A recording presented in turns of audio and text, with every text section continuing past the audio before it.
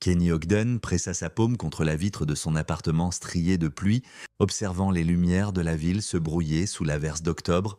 La tasse de café à moitié vide sur son bureau avait refroidi depuis des heures, mais il s'en moquait. Le travail pouvait attendre. Les jeudis soirs appartenaient à May. Son téléphone sonna exactement à 19h30. Kenny sourit en voyant le visage de sa fille remplir l'écran. Son sourire édenté, contagieux, même à travers la connexion numérique. « Papa, regarde ce que mamie m'a fait faire !» Mais, âgé de 8 ans, brandit une sculpture en argile informe qui pouvait être un cheval ou peut-être un chien très confus. « C'est incroyable. Ma chérie, c'est pour ton projet d'école. »« Ouais. Madame Peterson a dit qu'on pouvait faire ce qu'on voulait sur les animaux. Mamie me laisse utiliser son four ce week-end. » Le sourire de Kenny se crispa légèrement. Ce week-end, l'arrangement de garde mensuel qui envoyait May chez ses grands-parents maternels à Millbrook, à 3 heures au nord, il s'y était opposé pendant la procédure de divorce 2 ans plus tôt, mais l'avocat de Christie l'avait dépeint comme un mari obsessionnel et contrôlant. Le juge avait opté pour la stabilité familiale, ce qui signifiait apparemment que May passait tous les 3e week-ends avec Daryl et Méline Hudson. « Où est mamie maintenant ?» demanda Kenny, gardant un ton léger. « Elle prépare le dîner. » Grand-papa et les yeux de May se détournèrent de l'écran, son sourire vacillant. Il est dans son bureau. Kenny sentit le nœud familier se former dans son estomac. Daryl Hudson l'avait toujours mis mal à l'aise, même quand Kenny et Christy sortaient ensemble à l'université. L'homme était un ancien directeur de lycée, respecté dans sa petite ville, toujours vêtu d'un cardigan et de lunettes à monture fine, qui lui donnaient un air grand-paternel et inoffensif.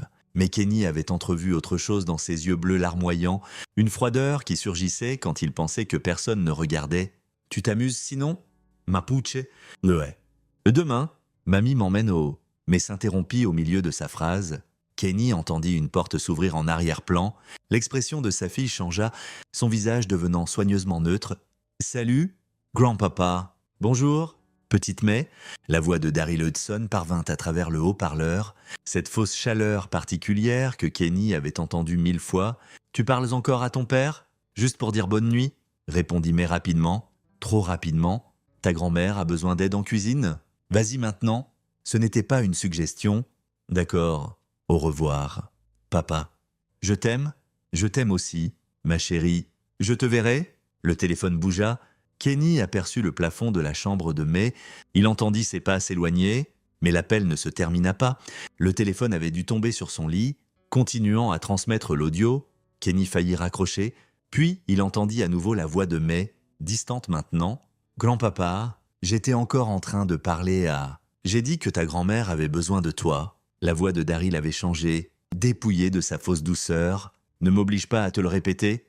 La main de Kenny se serra sur son téléphone. Il devrait raccrocher. C'était un accident. Une invasion de la vie privée, mais quelque chose le fit continuer à écouter. Silence pendant plusieurs longues secondes. Puis May à nouveau, encore plus distante. « J'y vais. Pas par là. Viens ici d'abord. » La voix de Daryl était à peine audible. « Maintenant, je veux te montrer quelque chose dans mon bureau. Mais mamie a dit, ta grand-mère n'a pas besoin de tout savoir. N'est-ce pas ? Nous en avons parlé, mais... » Nos petits secrets. Le sang de Kenny se glaça. La voix de sa fille était petite et effrayée. « Je ne veux pas. S'il te plaît, grand-papa. Papa attend. Ton papa n'est pas ici. Et si tu lui parles de notre temps spécial ? Mais, eh bien, tu sais ce qui se passe. Tu ne veux pas que tes parents se disputent à nouveau ? N'est-ce pas ? Tu ne veux pas être la raison de leur souffrance ? » Kenny était déjà debout, son cœur cognant contre ses côtes. Il attrapa ses clés de voiture d'une main libre, continuant à écouter. « S'il te plaît. » La voix de May se brisa. « Je n'aime pas quand. Chute maintenant, juste pour un petit moment. Sois une bonne fille. » Kenny courut vers la porte. Le téléphone pressé contre son oreille, l'escalier résonna de ses pas précipités. Il surgit dans le parking souterrain, tripotant son porte-clés. À travers le téléphone, il entendit une porte se fermer, puis la voix de May, plus claire maintenant, paniquée. « Non, grand-papa, s'il te plaît. J'ai dit que je ne veux pas. Tu es dramatique, mais tout comme ta mère. Maintenant, reste immobile. »« Non !» hurla May. « Arrête ! Papa, aide-moi !» Puis le bruit d'un impact, du plastique heurtant du bois dur. Le téléphone était tombé. Kenny entendit des bruits de lutte, les sanglots de May. Et puis, sale et petite, la voix de Daryl Hudson. Toute protence envolée, remplacée par la rage. Après tout ce que j'ai fait pour toi, après avoir été si patient, éloigne-toi de moi. May hurla. Les pneus de Kenny crissèrent alors qu'il sortait du garage en trombe. Il bascula l'appel sur les haut-parleurs de sa voiture, une main sur le volant, l'autre attrapant son deuxième téléphone pour composer le 911. « Mamie, Mamian, aide-moi !» Les cris de May devinrent désespérés, puis la voix de Méline Hudson, aiguë et soudaine. « Daryl, qu'est-ce qui se passe ici ?» Elle s'arrêta, une pause qui dura trop longtemps. « Oh mon Dieu, Daryl, qu'as-tu ?»« Tais-toi, Méline, ça ne te concerne pas ?» Ton visage. « May, ma chérie, viens ici. »« Reculez » aboya Daryl. « Tous autant que vous êtes. »« On crash !» Quelque chose de lourd tombant au sol. Méline hurla, May sanglota, puis un bruit que Kenny entendrait dans ses cauchemars pour le reste de sa vie. Un craquement assourdissant qui ne pouvait être qu'un coup de feu. Le hurlement de Méline s'interrompit abruptement. « Mamie, Mamie, regarde ce que tu m'as obligé à faire, » dit Daryl, sa voix creuse. « Regarde ce que tu m'as obligé à faire. Mais c'est ta faute? La faute de ton père? Si tu avais juste été sage. Monstre! Tu es un monstre ?» sanglota May. Un autre coup de feu. Puis le silence, un silence terrible, complète « Mais ?» La voix de Kenny se brisa. « Mais, Mapuche, réponds-moi. » Rien, la ligne resta ouverte, mais il n'entendit que sa propre respiration haletante dans les haut-parleurs de la voiture. « Mais, s'il te plaît, Mapuche, réponds-moi. » Mais, le silence s'étira. Kenny appela le nom de May encore et encore, sa voix rauque, tandis que son autre main tâtonnait avec son deuxième téléphone.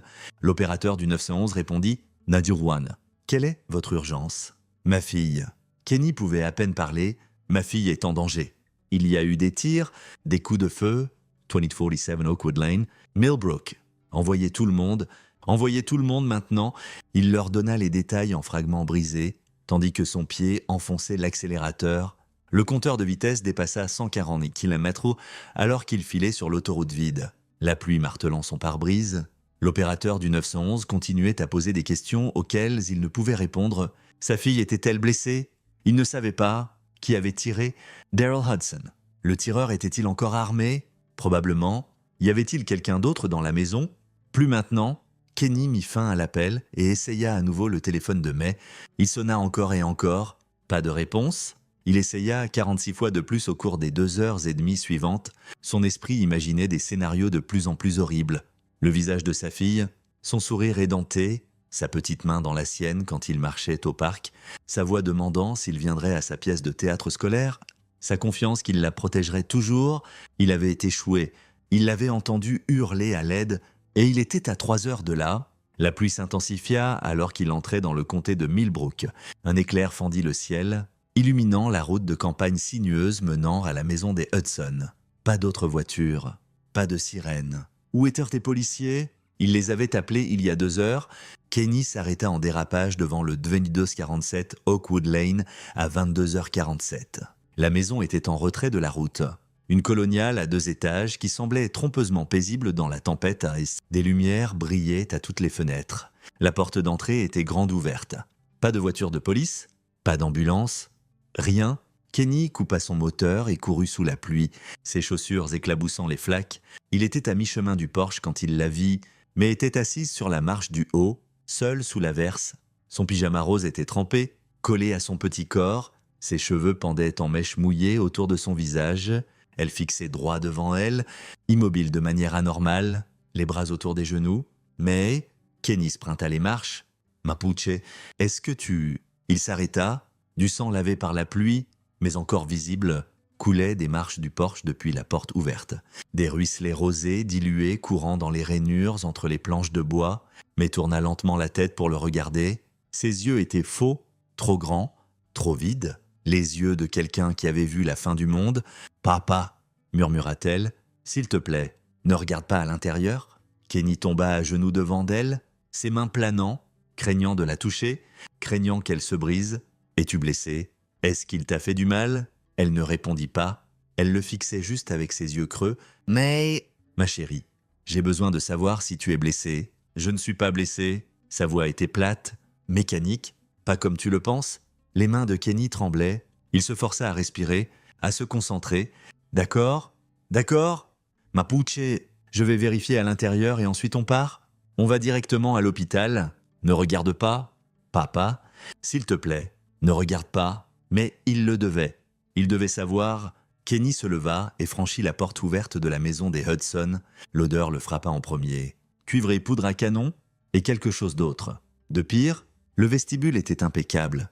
Rien de déplacé, des photos de famille tapissaient les murs, des visages souriants figés dans des temps plus heureux, la remise de diplôme de Christy au lycée, la fête du 3e anniversaire de mai, le 40e anniversaire de Daryl et Meline. Kenny suivit la traînée de sang dans le couloir. Elle menait au bureau de Daryl Hudson. La porte était entrebâillée. Kenny la poussa. Meline Hudson gisait sur le dos près du bureau, les yeux ouverts et fixes, un trou au centre de sa poitrine. Du sang s'était accumulé sous elle. Imbibant le tapis perçant, sa main était tendue vers la porte comme si elle avait essayé d'atteindre le couloir, d'atteindre May. Daryl Hudson était assis dans son fauteuil de bureau en cuir, affalé en avant sur son antique bureau. Le côté droit de sa tête manquait. Un revolver gisait au sol près de sa main pendante. Du sang et de la matière cérébrale éclaboussaient le mur derrière lui, couvrant ses diplômes encadrés d'enseignement et des photos de famille. Sur le bureau devant lui, à peine visible sous son bras gauche, se trouvait un cahier de composition. Kenny s'approcha, l'estomac retourné. Le cahier était ouvert, rempli de l'écriture précise de Daryl. La dernière entrée datait d'aujourd'hui. Elle a menacé de tout dire. Après toutes ces années, elle a menacé de tout détruire. Je lui ai donné des opportunités, j'ai été patient, mais les enfants d'aujourd'hui, ils ne comprennent pas la gratitude. Ils ne comprennent pas le sacrifice. C'est la faute de May, la faute de Christy pour l'avoir mal élevée, pour l'avoir laissée avec moi. L'ironie, Christy était la parfaite. L'obéissante, elle a appris, mais celle-ci, cette May, elle se bat, elle pleure. Elle fait tant de bruit. Meline a enfin vu ce soir, a enfin entré au mauvais moment, a vu ce que je devais faire pour apprendre à May le respect approprié, le regard sur le visage de Meline. Treheson. Dégoût, comme si j'étais le monstre. Comme si je n'avais pas construit cette famille, cette vie, cette image parfaite. Elle allait appeler la police. Elle m'a obligé à le faire. Elles m'ont toutes obligé à le faire. La vision de Kenny se brouilla. Ses mains se serrèrent en poing, si fort que ses ongles entaillèrent de ses paumes. Le cahier continuait, mais il ne pouvait plus lire, ne pouvait plus assimiler les mots qui rendaient c'est clair que ce n'était pas la première fois que Christy, son ex-femme, la mère de May, avait aussi été une victime. Le monstre avait tout documenté, ses justifications, sa logique tordue, son absence totale de remords, et puis il avait pris la voie du lâche.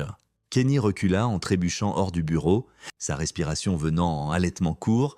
Il atteignit le couloir avant de vomir, son corps rejetant ce que son esprit avait vu. Quand il put se lever à nouveau, il s'essuya la bouche et revint au porche, mais n'avait pas bougé, assise dans la même position, la pluie ruisselant sur son visage. Kenny la prit dans ses bras. Elle ne résista pas. Se laissant soulever comme une poupée de chiffon, il la porta en bas des marches vers sa voiture, prudent pour ne pas glisser sur les marches mouillées. « Où sont les policiers ?»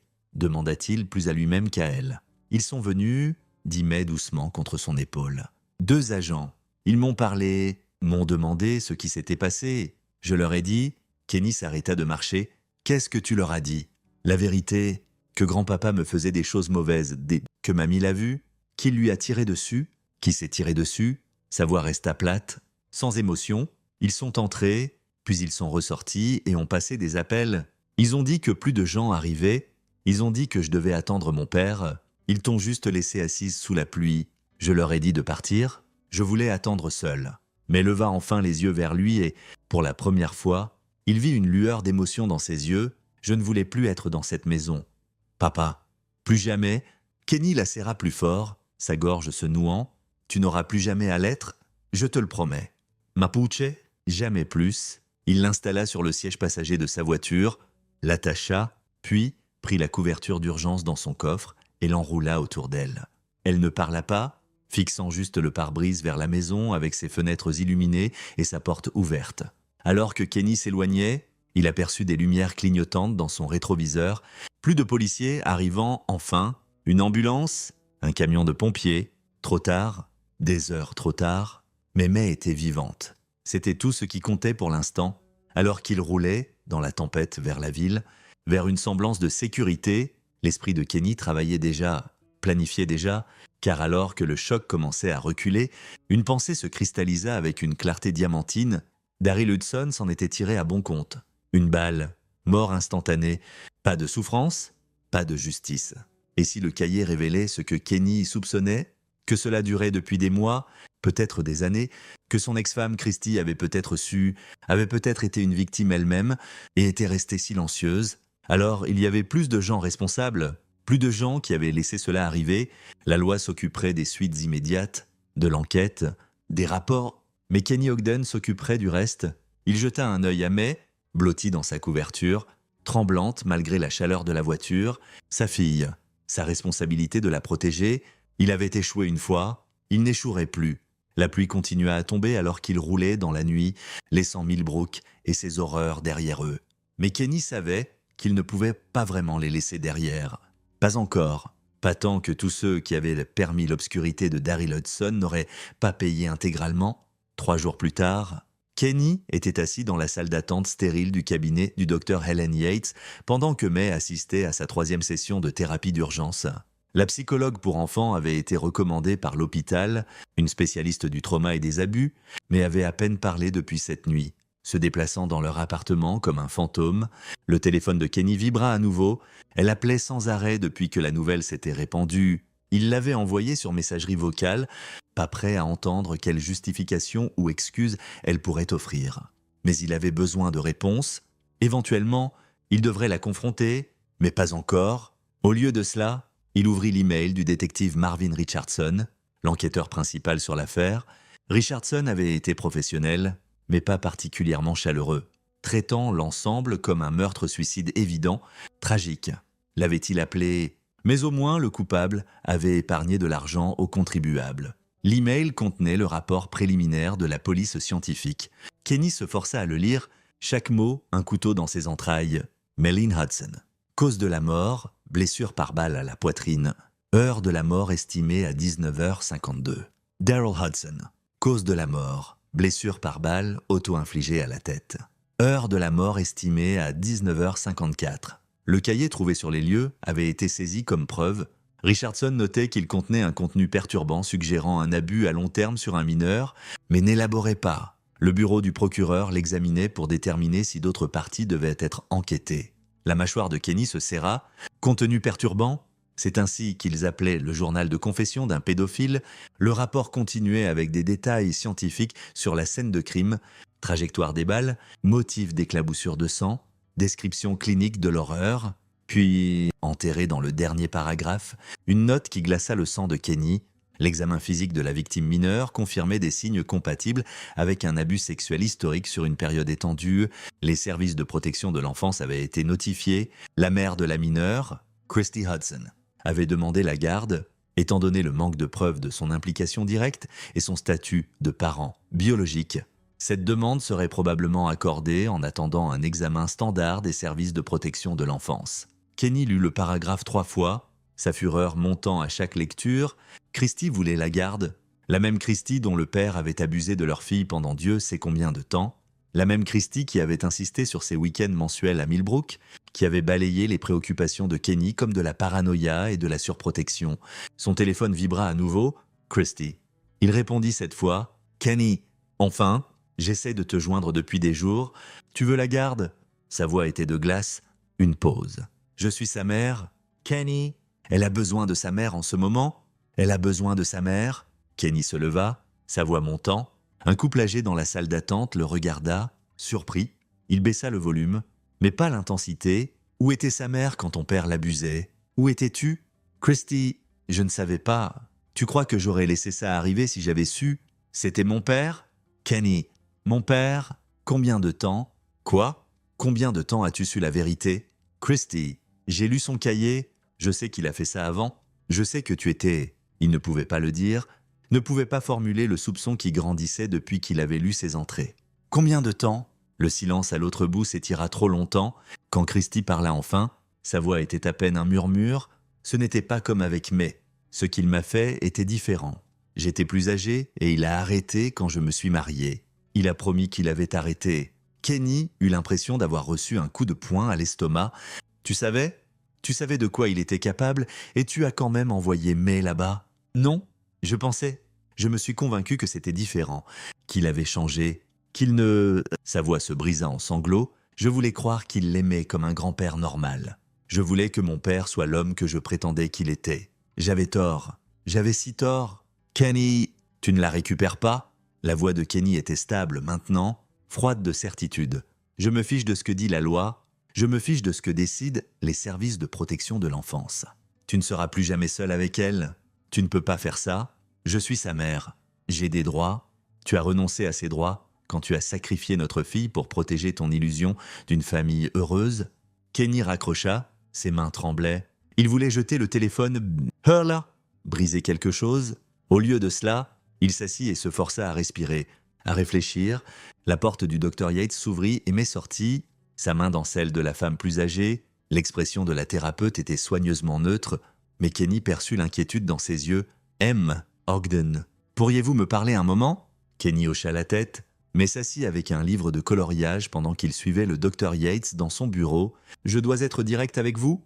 dit le docteur Yates une fois la porte fermée. Le trauma de May est sévère.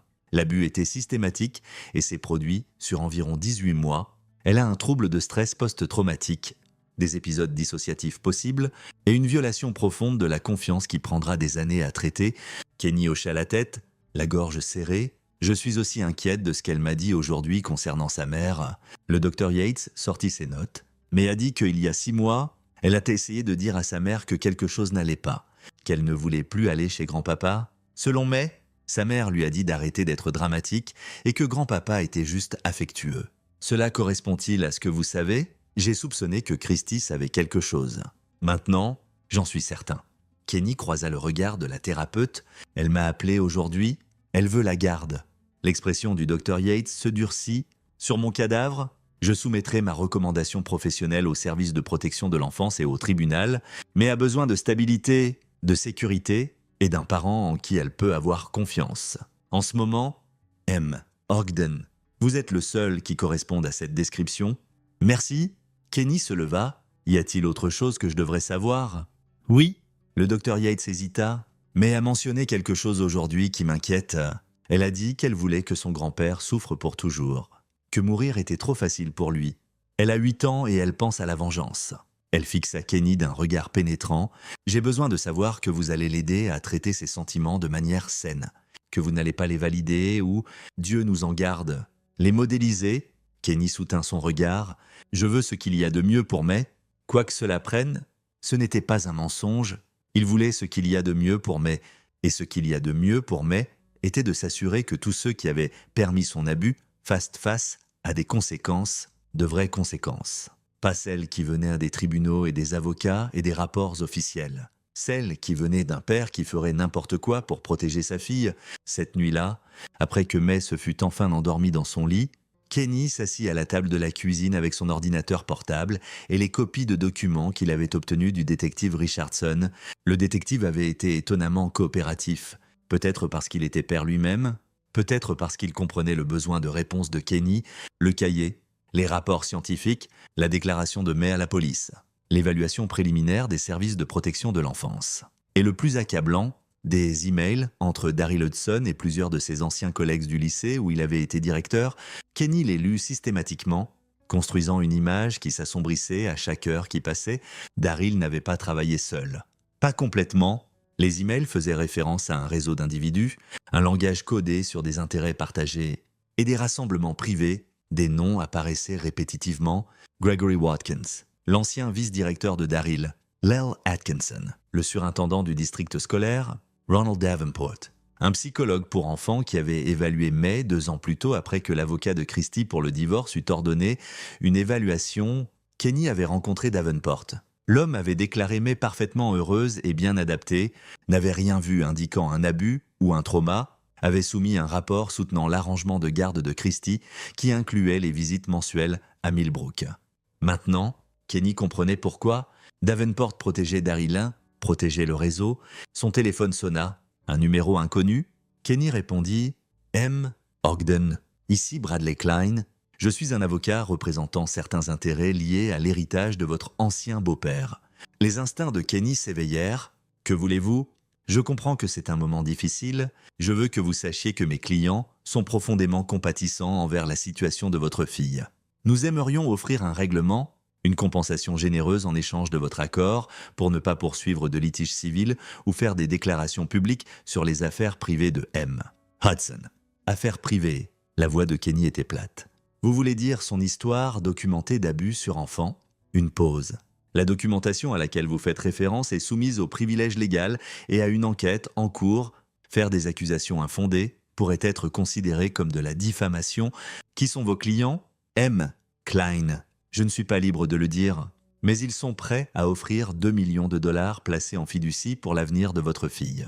Tout ce que vous avez à faire est de signer un accord de non-divulgation et d'accepter de ne pas coopérer avec des journalistes ou auteurs qui pourraient chercher à sensationnaliser cette tragédie. Kenny comprit, le réseau se protégeait, il voulait acheter son silence avant qu'il puisse les exposer. « J'ai besoin d'y réfléchir », dit Kenny. « Bien sûr, je vous enverrai les documents préliminaires. Mayhem, Ogden, le temps presse. L'offre expire dans 72 heures. » L'appel se termina. Kenny resta assis dans l'obscurité, son esprit bouillonnant. 2 millions de dollars, de l'argent qui pourrait payer la thérapie de May, ses études, son avenir, de l'argent qui pourrait leur acheter une nouvelle vie loin de Millbrook et de ses horreurs. Tout ce qu'il avait à faire était de rester silencieux, laisser les morts garder leurs secrets, laisser les vivants échapper à la justice. Kenny baissa les yeux sur ses mains, des mains qui avaient tenu sa fille tremblante, des mains qu'il avait portées hors de cette maison, des mains qui pouvaient nous faire quelque chose avec les informations qu'il avait rassemblées, ou des mains qui pouvaient nous signer un papier et prendre l'argent. Il pensa à May allongée dans son lit, tourmentée par des cauchemars, pensa au regard creux dans ses yeux, pensa à tous les autres enfants qui pourraient croiser Gregory Watkins, Lel Atkinson, Ronald Davenport, et qui que ce soit d'autre faisant partie du réseau de Daryl Hudson. Kenny ouvrit son ordinateur portable et commença à taper une réponse à Bradley Klein. « Je considérerai votre offre, mais d'abord j'ai besoin de réponses à certaines questions. Qui d'autre savait? Depuis combien de temps cela durait-il? Et surtout, qui d'autre dans votre réseau abuse encore activement d'enfants ?» Il envoya avant de pouvoir se raviser, puis il ouvrit une nouvelle fenêtre de navigateur et commença à chercher autre chose. Des enquêteurs privés, des experts en sécurité, des gens spécialisés dans la recherche d'informations que d'autres voulaient garder cachées. Car quoi qu'il arrive ensuite, Kenny avait besoin de leviers. Il avait besoin de savoir exactement à qui il avait affaire et de quoi ils étaient capables.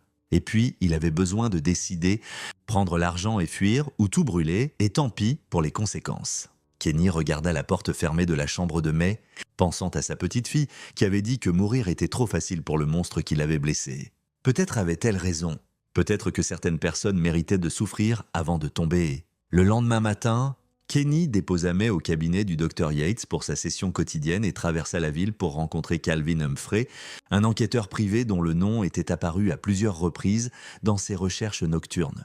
Humphrey opérait depuis un bureau banal au-dessus d'un magasin de quincaillerie, le genre d'endroit conçu pour ne pas être mémorisé. M. Ogden. Humphrey était dans la cinquantaine, buriné et compétent, avec les yeux prudents de quelqu'un qui en avait trop vu. « J'ai lu ce qui s'est passé. Je suis désolé. J'ai besoin d'informations ?» dit Kenny sans préambule. Il glissa une clé USB sur le bureau. Tout ce qu'il y a là-dedans est soit du domaine public, soit donné par la police. J'ai besoin que vous creusiez plus profond, découvriez qui sont ces hommes, ce qu'ils ont fait et comment ils s'en sont tirés. Humphrey brancha la clé et passa plusieurs minutes à examiner le contenu sain, son expression s'assombrissant. Enfin, il leva les yeux. « C'est un cauchemar absolu, vous le savez. »« Hein ? Ce ne sont pas des pervers de bas étage. On parle d'un ancien surintendant scolaire, d'un psychologue agréé, d'un avocat éminent, des gens avec des ressources et des connexions. Je sais. Que comptez-vous faire exactement avec ces informations ?» Kenny croisa son regard, m'assurer qu'il ne puisse plus faire de mal à personne. Humphrey l'étudia longuement. « J'ai 2 filles moi-même, 10 et 13 ans. J'ai lu ce qui est arrivé à la vôtre et je n'ai presque pas dormi. Donc, je vais être franc avec vous. Je trouverai tout ce que vous voulez savoir. Mais ce que vous en ferez, c'est votre affaire. Je ne sais rien. Je ne veux pas savoir. Et je ne peux pas être assigné sur des choses que je ne sais pas. C'est clair. Crystal, mon tarif est de 200 $ l'heure, plus les frais. Ce genre d'enquête pourrait prendre des semaines, pourrait coûter 30 000, $40,000. Peut-être plus si je dois payer pour certains services spécialisés. Kenny pensa aux 2 millions de dollars offerts par Bradley Klein, de l'argent du sang, mais de l'argent qui pourrait être mieux utilisé que pour garnir les poches d'ennablés et d'abuseurs. Faites-le, quoi que cela coûte, j'ai besoin de noms, d'adresses, de patterns, de preuves. De tout, vous l'aurez. Humphrey se leva et tendit la main. Kenny la serra. Une chose de plus. M. Ogden. Quand ce sera fini, je ne vous ai jamais rencontré. Cette conversation n'a jamais eu lieu. Compris? Kenny passa les 2 semaines suivantes dans un étrange limbo. Les jours étaient de consumés par les rendez-vous de thérapie de mai, les réunions scolaires pour arranger son absence prolongée, les consultations avec des avocats en droit familial sur le défi de garde de Christie. Les nuits étaient passées à examiner les rapports de Calvin Humphrey au fur et à mesure qu'ils arrivaient, chacun plus accablant que le précédent. Gregory Watkins, l'ancien vice-directeur, avait été discrètement licencié de 2 écoles précédentes pour conduite inappropriée avec des élèves. Les 2 fois, des règlements avaient été conclus et des accords de non-divulgation signés. Il travaillait maintenant comme consultant éducatif, lui donnant accès à des enfants dans plusieurs districts. Lel Atkinson, le surintendant, avait utilisé sa position pour couvrir plusieurs allégations contre des enseignants et des administrateurs au cours des 15 dernières années. Il avait aussi fait plusieurs voyages de conseil en Asie du Sud-Est, des destinations connues pour le tourisme sexuel. Les registres d'immigration montraient que Daryl Hudson l'avait accompagné sur 3 de ses voyages. Ronald Davenport, le psychologue, se spécialisait dans les évaluations de garde. Humphrey avait trouvé 6 cas où Davenport avait évalué des enfants, plus tard prouvé avoir été abusé, et dans chaque cas, il n'avait rien trouvé de mal. Il avait aussi été le patient de Daryl Hudson, recevant une thérapie pour anxiété et dépression. La relation thérapeutique n'avait pas été divulguée dans l'évaluation de mai, une violation éthique massive qui seule pouvait détruire la carrière de Davenport. Bradley Klein, l'avocat, ne représentait pas seulement le réseau, il en faisait partie. Humphrey avait découvert des dossiers juvéniles scellés datant de 30 ans quand Klein avait été accusé de sollicitation d'un mineur. Les charges avaient été abandonnées pour manque de preuves après que la victime se soit rétractée. La victime s'était suicidée plus tard à 19 ans et il y avait d'autres, plus de noms, plus de connexions, un réseau de prédateurs et d'énableurs qui s'étaient protégés mutuellement pendant des décennies. Christie apparaissait aussi dans l'orbite du réseau, bien que pas comme une perpétratrice. Le rapport de Humphrey incluait d'anciens dossiers de thérapie que Daryl avait gardés, ceux de sa propre fille quand elle était adolescente, documentant son abus et son plan de traitement pour la garder conforme et silencieuse. Les lire rendit Kenny physiquement malade. Son ex-femme n'avait pas juste été une mère complice. Elle avait été une victime si cheville brisée qu'elle avait appris à perpétuer le cycle, offrant sa propre fille plutôt que d'affronter la vérité sur sa famille. Kenny ne savait pas si cela le faisait la haïr plus ou moins. Au 14e jour après l'incident, Bradley Klein appela à nouveau « M. Ogden. Vous avez évité mes appels? Le délai pour notre offre est passé. Mes clients sont prêts à la retirer. Dites à vos clients que je veux 5 millions, interrompit Kenny. Pas 2, 5, et je veux des noms individuels. Tous ceux qui contribuent au règlement, tous ceux qui veulent mon silence. Ce n'est pas comme ça que ça marche. C'est exactement comme ça que ça marche. Vous vouliez acheter mon silence? Bien, mais je ne vends pas à bas prix. 5 millions de dollars, divulgation complète de qui paie, et un compte rendu détaillé de pourquoi ils sont si désespérés de garder ça secret. Vous avez 48 heures. Après ça, j'emmène tout ce que je sais au FBI et à chaque organe de presse du pays. Il raccrocha avant que Klein puisse répondre. 2 heures plus tard, Calvin Humphrey appela. Quoi que vous ayez fait, vous avez secoué des cages. J'ai des gens qui me suivent. De la surveillance professionnelle. Pas des amateurs. Pouvez-vous gérer? Ouais, mais ça va vous coûter. J'ai besoin d'apporter des spécialistes. Assurez que ma sécurité est étanche. Encore 10 000 dollars minimum. Faites-le. Et Calvin, soyez prudent. Je le suis toujours. Kenny se tint à la fenêtre de son appartement, observant la rue en bas. Une berline sombre était garée de l'autre côté. Un peu trop évidente pour être une vraie menace. Un message. Nous vous surveillons. Bien qu'il surveille, qu'il s'inquiète, car Kenny en avait fini de jouer la défense, fini de réagir, fini de laisser ses gens contrôler le récit. Il était temps de passer à l'offensive. Cette nuit-là, après que May fut endormi, Kenny composa un email, pas à Bradley Klein ou au réseau, à quelqu'un d'autre entièrement. Vince Shepard animait un podcast sur les crimes vrais qui avait récemment exposé un réseau de policiers corrompus dans un État voisin. Il était agressif, sans peur des intérêts puissants, et avait un bilan de faire tomber des gens qui pensaient être intouchables.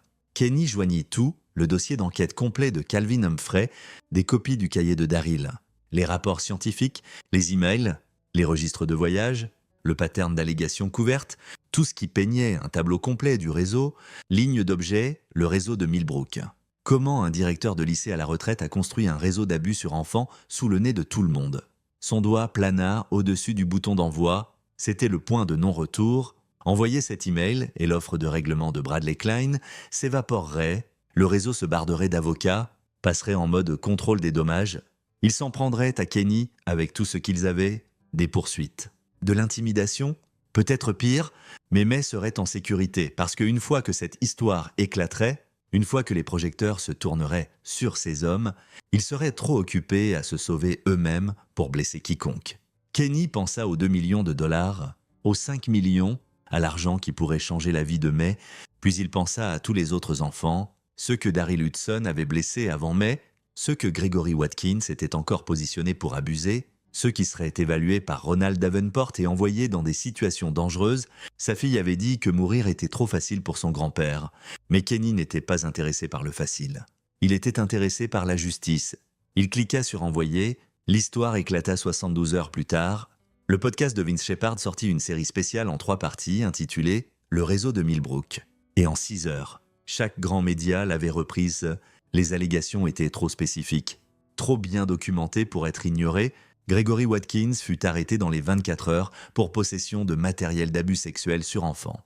Des preuves que l'équipe de Shepard avait remises aux autorités. Ces ordinateurs contenaient des milliers d'images et de vidéos, certaines mettant en scène des enfants de ses propres écoles. Lel Atkinson démissionna de son poste de surintendant au milieu d'appels à une enquête fédérale sur la gestion des allégations d'abus par le district scolaire. Son passeport fut signalé et il fut placé sur la liste d'interdiction de vol pendant que les enquêteurs examinaient son historique de voyage. Ronald Davenport perdit sa licence pour pratiquer la psychologie. Plusieurs anciens patients se manifestèrent avec des plaintes sur sa conduite non éthique et ses évaluations biaisées.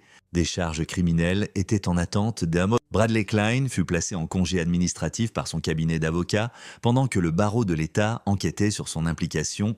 Les dossiers juvéniles scellés de son passé furent mystérieusement divulgués à la presse. Sa carrière était effectivement terminée et l'histoire continuait à grossir. Plus de victimes se manifestèrent, plus de noms furent ajoutés à l'enquête.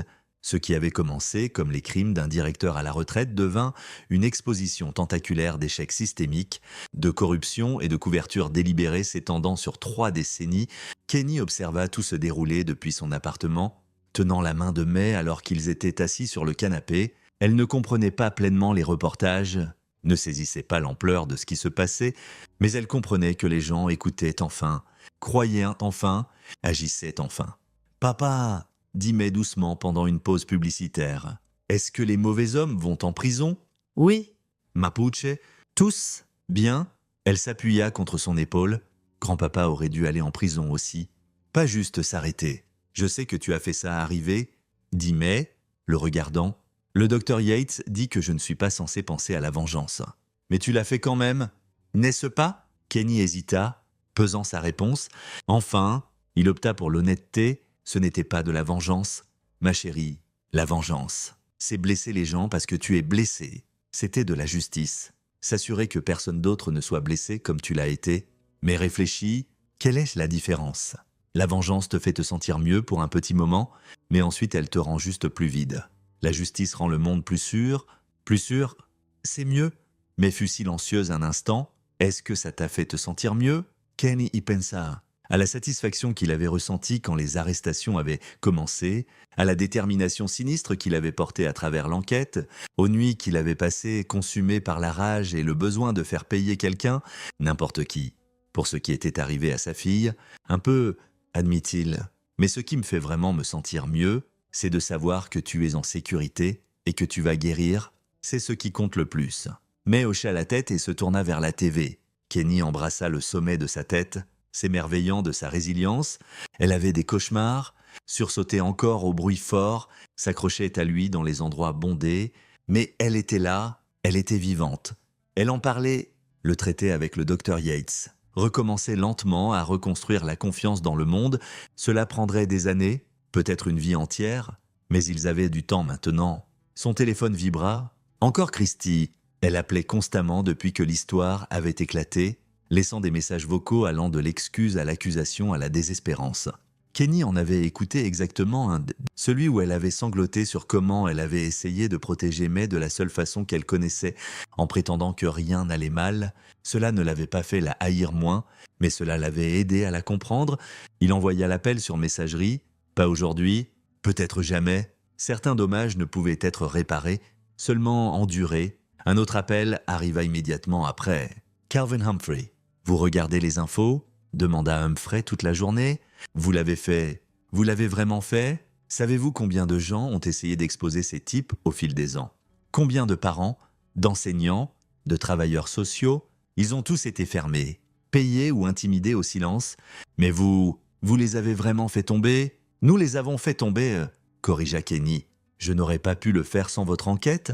Ouais. Eh bien, ma facture est en route. $37,000 vaut chaque centime si vous me demandez. Kenny rit, un son qu'il n'avait pas fait depuis des semaines. Je la paierai avec plaisir. Une chose de plus, dit Humphrey, son ton changeant. Vous avez de la protection. Ces types ont encore des amis, des gens qui pourraient décider que vous êtes une menace à éliminer. J'y ai pensé. Pensez-y plus fort. Je suis sérieux. Ogden. Installez un système de sécurité, variez vos routines, peut-être envisager de déménager pour un temps. Je ne fuis pas devant eux. Ce n'est pas fuir, c'est être intelligent. Vous avez une fille à protéger ? Rappelez-vous, Kenny jeta un œil à May, encore absorbé par la TV. Vous avez raison, je prendrai des précautions. Après l'appel, Kenny fit exactement cela. Il engagea un consultant en sécurité pour évaluer son appartement et installer un système d'alarme complet. Il changea son numéro de téléphone et acheta du gaz poivré. Il inscrivit May dans une nouvelle école sous un nom légèrement modifié. May Hudson Ogden devint May Ogden, abandonnant entièrement le nom de famille de sa mère. L'affaire au tribunal familial se résolut sans procès. Christy retira sa pétition de garde après que son propre avocat l'ait conseillé que la combattre ne ferait que résulter en un témoignage public sur sa connaissance de l'abus. Les services de protection de l'enfance recommandèrent la garde complète à Kenny avec des visites supervisées pour Christy. 2 heures par mois dans un lieu neutre avec un travailleur social présent. Christy assista à la première visite, mais refusa de la voir. À la seconde, mais accepta de venir, mais ne parla pas à sa mère au-delà de monosyllabes. À la troisième, Christy cessa de se présenter. Elle laissa un message vocal pour Kenny, expliquant qu'elle entrait dans un programme de traitement résidentiel pour gérer son propre trauma. Elle respecterait les besoins de May et lui donnerait de l'espace. Peut-être qu'un jour, elle pourrait avoir une relation.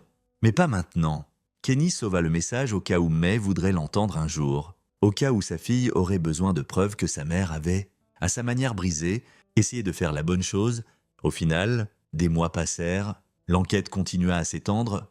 Les procureurs fédéraux construisirent des dossiers contre 12 individus liés au réseau. 3 avaient déjà pris des accords de plaidoyer en échange de témoignages contre les autres. Le procès de Gregory Watkins était fixé pour le printemps suivant. Il faisait face à 43 chefs d'accusation d'exploitation d'enfants.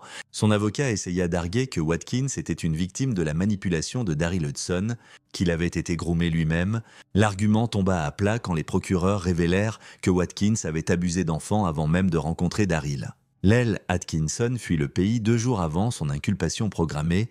Il était arrivé jusqu'au Costa Rica avant d'être arrêté à la frontière en essayant d'entrer au Nicaragua. Les procédures d'extradition étaient en cours. Ronald Davenport était en liberté sous caution. Vivant dans le sous-sol de son frère, surveillé par un bracelet électronique, son procès était prévu après celui de Watkins. Il avait vieilli de 20 ans en 6 mois depuis que l'histoire avait éclaté. Ses cheveux étaient devenus blancs, son visage émacié. Kenny l'avait vu une fois par accident au supermarché. Davenport l'avait reconnu immédiatement, ses yeux s'écarquillant de terreur avant d'abandonner son chariot et de fuir. Bien qu'il ait peur, qu'il ressente une fraction de la peur que May avait ressentie, Bradley Klein avait été radié du barreau et faisait face à des charges criminelles pour obstruction à la justice. Il avait tenté de se suicider 3 mois après le scandale, mais avait survécu. Il était actuellement en soins psychiatriques. Attendant son procès, Kenny ne prenait aucun plaisir à ses résultats, aucune satisfaction dans la destruction de la vie de ces hommes, mais il ressentait un profond sentiment de justice rendue. L'anniversaire de May, ses 8 ans, Arriva fin novembre, elle voulait une petite fête. Juste Kenny, le docteur Yates, et 2 filles de sa nouvelle école qu'elle avait prudemment befriended, pas de famille, pas de mère, pas de grands-parents, juste les gens en qui elle avait confiance. Ils célébrèrent dans l'appartement avec un gâteau et des jeux de société, mais sourit genuinely quand elle souffla ses bougies. Son vœu, elle le dit à Kenny plus tard, était que les cauchemars s'arrêtent. Ils ne s'étaient pas encore arrêtés, mais ils venaient moins fréquemment et May apprenait à les combattre, à se rappeler qu'elle était en sécurité, que le monstre était parti et ne pouvait plus lui faire de mal. Après la fête, après que les amis de May soient rentrés et que le docteur Yates ait dit bonne nuit avec un câlin chaleureux et un rappel d'appeler si besoin. Kenny borda sa fille au lit. « Papa » dit May alors qu'il éteignait la lumière. « Merci. Pourquoi ?»« Mapuche, pour m'avoir cru, pour m'avoir sauvé, pour avoir fait arrêter les mauvais hommes. » La gorge de Kenny se serra. « Tu n'as pas à me remercier pour ça. C'est mon boulot. C'est ce que font les pères. » Pas tous les pères. La voix de May était très petite dans l'obscurité. Certains pères sont les mauvais hommes. Je sais, mais je ne suis pas ce genre de père. Je ne serai jamais ce genre de père. Je sais, mais fut silencieuse un moment. Puis, tu penses que je serai normal à nouveau un jour ? La question le transperça. Kenny s'assit à nouveau sur le bord de son lit, trouvant sa main dans le noir. « Ma chérie, tu es déjà normale ? Ce qui t'est arrivé n'était pas normal. Mais toi, tu es courageuse, intelligente et forte. Et oui, tu as été blessée, mais les gens blessés peuvent guérir. Le docteur Yates le dit, et je la crois. Je crois en toi, d'accord ? Mais serra sa main. Je te crois ? Kenny resta avec elle jusqu'à ce qu'elle s'endorme, puis resta un peu plus longtemps, la regardant respirer, regardant le miracle de sa fille vivante, guérissant et recommençant lentement à devenir entière. Il pensa à la vengeance, à la justice, à la différence que May lui avait demandé d'expliquer. La vengeance aurait été de trouver ces hommes et de les faire souffrir personnellement. La vengeance aurait été violence et rage et catharsis temporaire qui ne résolvaient rien. La justice était cela. Les regarder détruits par leurs propres crimes, savoir qu'ils passeraient des années ou des décennies en prison, leur réputation brisée, leur carrière terminée, leur nom synonyme de mal. La justice était que May grandisse, guérisse, ait des fêtes d'anniversaire et des amitiés, et un père qui ne l'échouerait plus jamais. Kenny se leva lentement, prudent pour ne pas la réveiller. Il marcha jusqu'à la fenêtre et regarda les lumières de la ville. Quelque part là-dehors, Gregory Watkins était assis dans une cellule, attendant son procès. L'aile Atkinson croupissait dans une prison costaricaine. Ronald Davenport comptait les jours jusqu'à son propre procès, sachant que sa vie telle qu'il l'avait connue était finie. Bradley Cline se remettait de sa tentative de suicide, affrontant la réalité de ses choix et de leurs conséquences. Et Daryl Hudson était mort, sa réputation détruite posthumement, son nom une injure dans la communauté qu'il avait autrefois dominée. Ils avaient tous payé un prix, pas assez. Peut-être que la prison était trop propre, trop sûre, trop civilisée pour ce qu'ils avaient fait, mais c'était quelque chose, c'était la justice. Et parfois, réfléchit Kenny, la justice devait suffire. Parce que l'alternative, la rage consumante, le besoin obsessif de vengeance personnelle, l'obscurité qui menaçait de l'engloutir entièrement s'il la laissait, cela n'aiderait pas May à guérir, ne le rendrait pas un meilleur père, n'honorerait pas la promesse qu'il s'était faite la nuit où il l'avait porté hors de cette maison. Son téléphone vibra, un message de Vince Shepard. « Vient d'apprendre, 2 arrestations de plus aujourd'hui. 2 enseignants de l'ancienne école de Hudson. Ton histoire continue à faire éclater des affaires. Tu devrais être fier. » Kenny répondit « Pas mon histoire. Celle de May et de toutes les autres victimes. J'ai juste fait en sorte que les gens écoutent. Tu as fait plus que ça. Tu as donné la justice à ces victimes. Ce n'est pas rien. » Kenny ne répondit pas. Il rangea son téléphone et resta à la fenêtre un moment, pensant aux pères et aux filles, aux monstres et aux héros, à la vengeance et à la justice. Et il pensa à une petite fille qui s'était assise sous la pluie couverte de sang, disant à son père de ne pas regarder à l'intérieur, une petite fille qui avait survécu au pire que l'humanité avait à offrir, et apprenait lentement, douloureusement, à faire confiance au monde à nouveau. Elle était la vraie héroïne de cette histoire. Kenny n'était que le père qui refusait de la laisser tomber 2 fois. Il se détourna de la fenêtre et marcha dans le couloir jusqu'à sa propre chambre. Demain, il emmènerait May à la thérapie. Demain, il examinerait plus de documents de la poursuite. Demain, il continuerait le travail d'être présent, d'être patient, d'être le père dont sa fille avait besoin.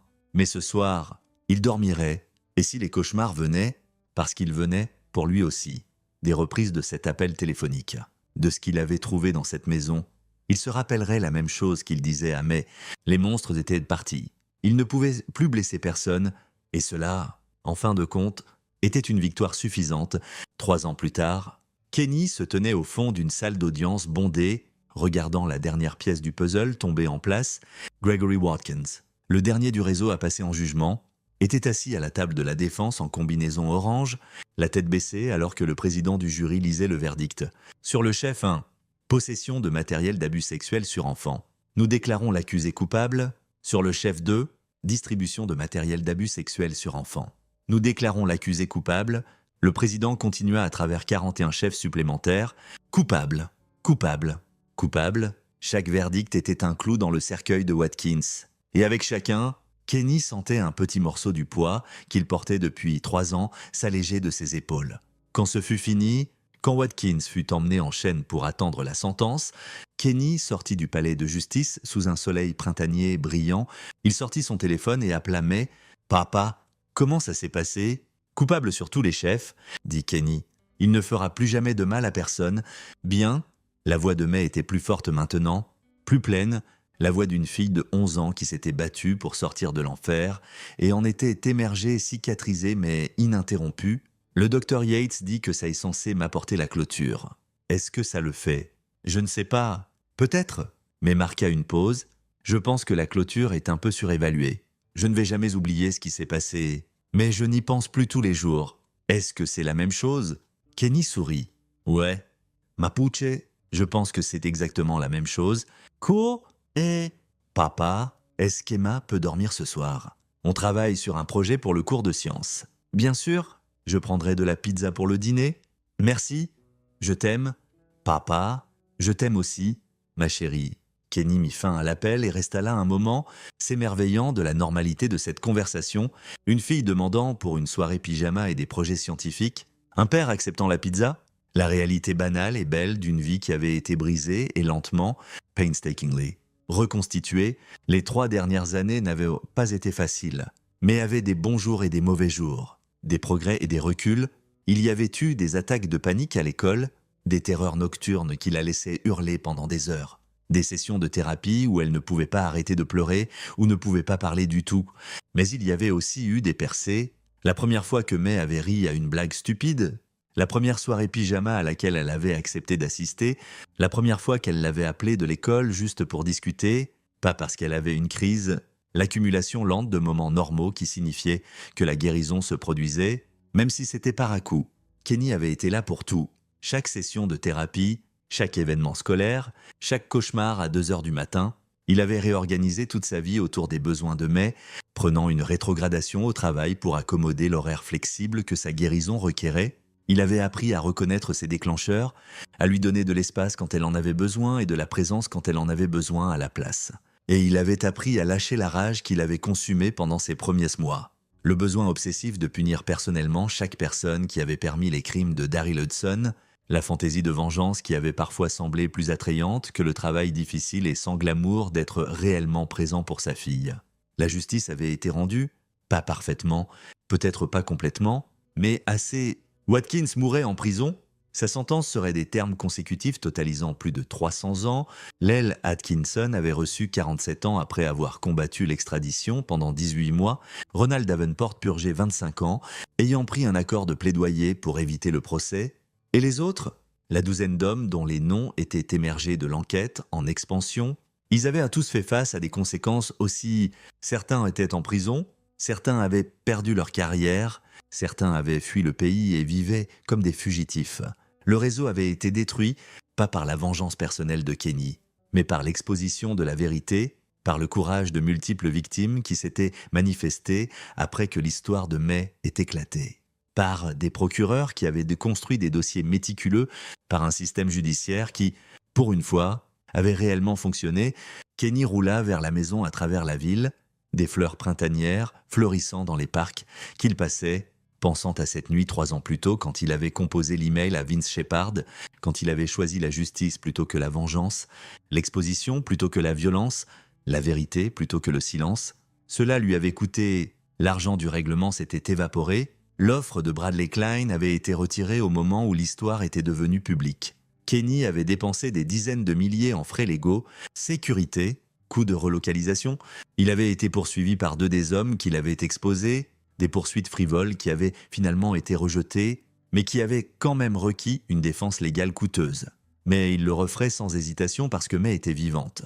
May guérissait, May avait des amis et des intérêts et un avenir qui n'était pas défini uniquement par ce qui lui avait été fait. C'était la seule victoire qui comptait. Kenny arriva à la maison. May était dans sa chambre avec Emma, les deux penchés sur un panneau d'affichage couvert de diagrammes du système solaire. Elles levèrent les yeux quand Kenny frappa à la porte ouverte. « La pizza devrait être là dans 30 minutes, dit-il. « Parfait. »« Merci, M. Ogden. » Emma était une fille joyeuse avec des cheveux roux brillants et plus de taches de rousseur que de visage. Elle avait été la première enfant à la nouvelle école de May à tendre la main, à voir au-delà de la nouvelle fille calme qui sursautait au bruit fort. Elles étaient inséparables depuis... « Vous avez besoin d'autre chose ?»« Non, on est bonne. » Mais lui sourit. Ce sourire édenté qu'il avait craint de ne plus jamais voir. « Oh, papa, j'ai oublié de te dire. J'ai récupéré ma rédaction de Madame Peterson. J'ai eu un A+, c'est merveilleux. De quoi parlait la rédaction ?» Le sourire de May vacilla légèrement. « Des héros, des vrais, pas comme les super-héros. J'ai écrit sur toi. » La gorge de Kenny se serra. « Mais je ne suis pas... Si... Tu l'es ?» La voix de May était ferme. Madame Peterson a dit que c'était la meilleure rédaction de la classe. Elle a dit que je devrais la soumettre au concours d'écriture du district. Qu'est-ce que tu as dit sur moi? Que tu es le genre de héros qui ne porte pas de cape ou n'a pas de super-pouvoir. Tu es celui qui se présente chaque jour et fait le travail dur de garder les gens en sécurité, celui qui croit les victimes même quand c'est compliqué, celui qui s'assure que les méchants font face aux conséquences même quand c'est plus facile de se taire. Mais marqua une pause. J'ai aussi écrit sur comment tu m'as appris que guérir est plus dur que la vengeance mais plus important.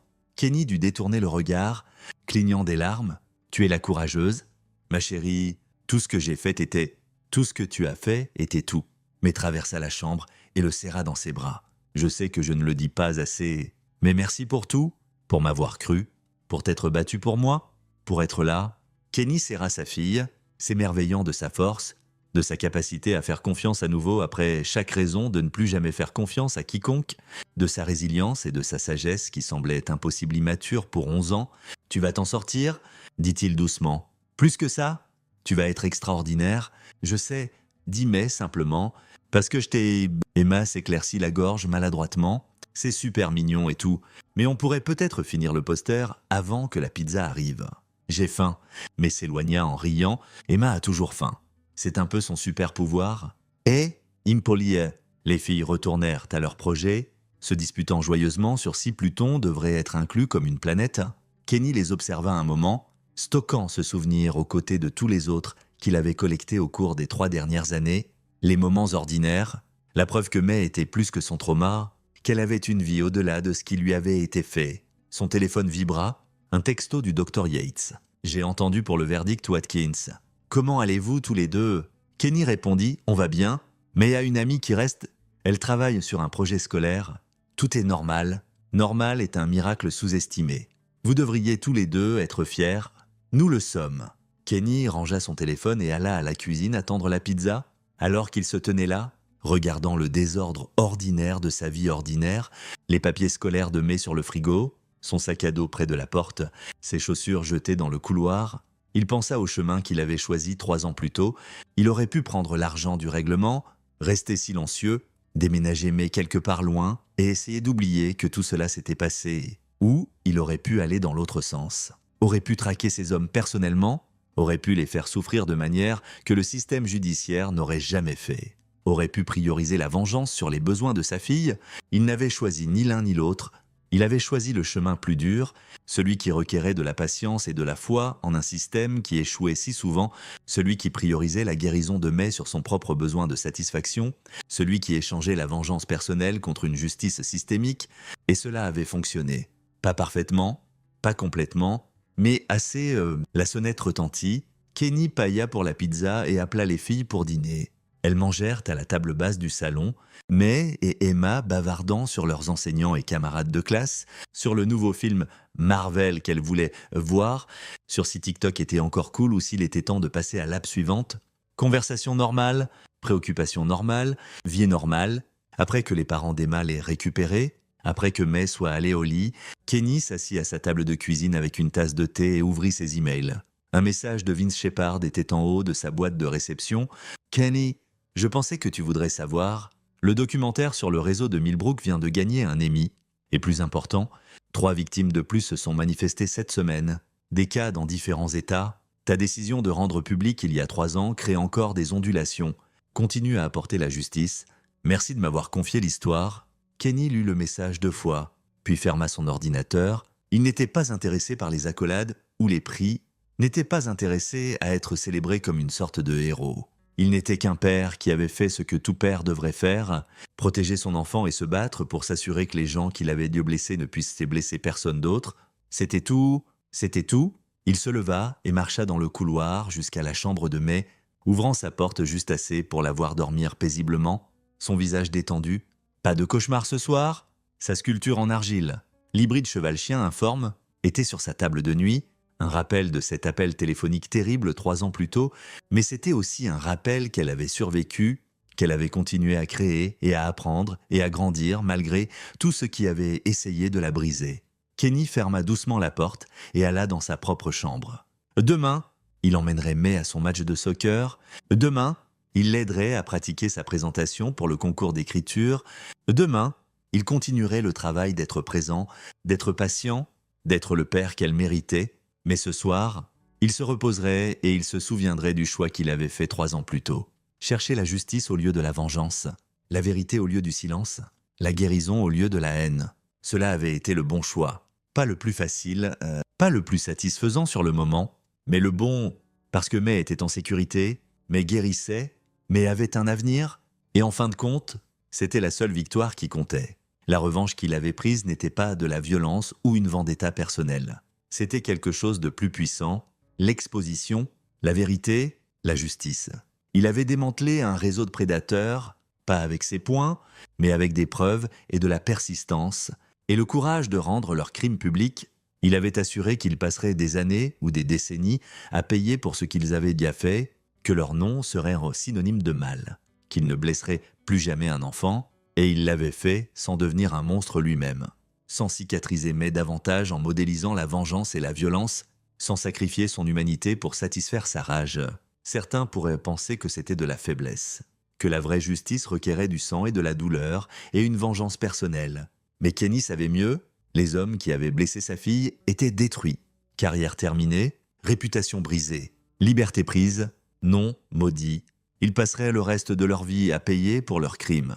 Et May était libre, libre de guérir, libre de grandir, libre d'être plus que ce qui lui avait été fait. C'était la victoire, c'était la force, c'était la revanche d'un père qui aimait sa fille plus qu'il ne haïssait ses abuseurs. Et alors que Kenny éteignait les lumières et enfin, après 3 ans de cauchemars et d'hypervigilance et d'inquiétude constante, se permettait de croire que peut-être, juste peut-être, ils allaient s'en sortir, il comprit que c'était ce à quoi ressemblait l'héroïsme, pas des confrontations dramatiques ou une justice violente, pas des fantasmes de vengeance ou des vendettas personnels. Juste un père qui se présentait chaque jour, qui choisissait la guérison plutôt que la haine, qui transformait la tragédie de sa fille en catalyseur pour un changement systémique qui protégerait d'innombrables autres enfants. Simple, sans glamour, réel et en fin de compte, plus puissant que n'importe quelle vengeance ne pourrait jamais l'être. C'est ici que notre histoire se termine. Partagez vos pensées dans la section des commentaires. Merci pour votre temps. Si vous avez aimé cette histoire, veuillez vous abonner à cette chaîne